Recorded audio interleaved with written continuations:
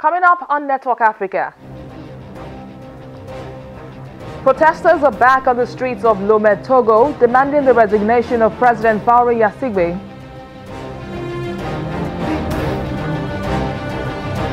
Sudan cuts diplomatic ties with North Korea.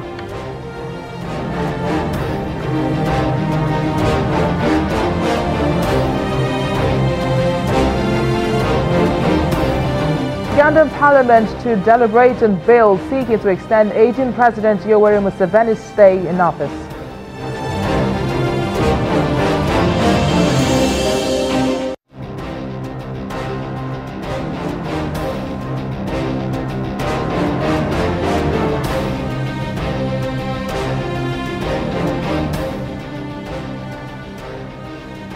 Hello and welcome to the program. I am BISI ADEBAYO. We'll begin the program today in Kenya, where the Electoral Commission says it's opposed to the governing Jubilee Party's proposed amendments to election law ahead of the rerun of August's North poll.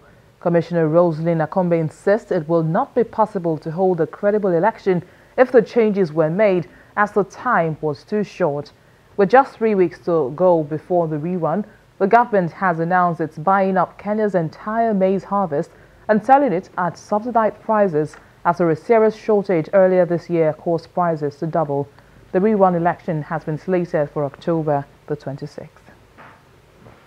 And in South Africa, the Democratic Alliance Party has organized a march to the controversial Gupta family house in Saxonwood, Johannesburg. The party is demonstrating to highlight the plight of state capture. But in a reaction, the Guptas have threatened the opposition party with an urgent interdict if it continues with its plans to march.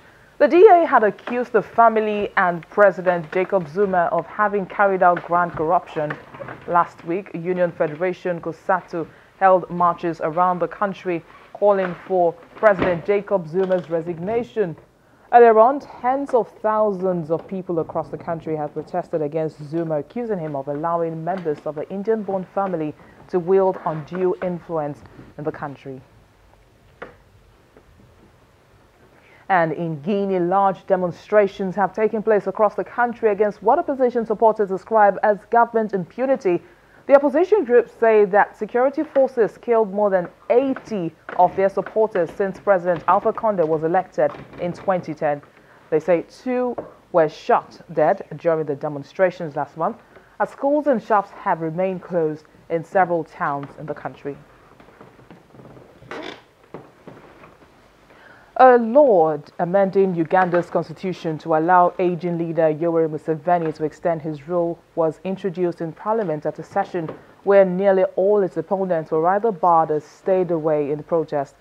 73-year-old Museveni, who has ruled Uganda since 1986, is ineligible to seek re-election in the next polls in 2021 because the existing constitution places an age ceiling of 75 on anyone aspiring to the presidency. But the bill brought to Parliament would remove the age hurdle. Last week, fighting broke out in Parliament for 2 consecutive days between legislators opposed to the plan and those supporting it. Some of the MPs were suspended too.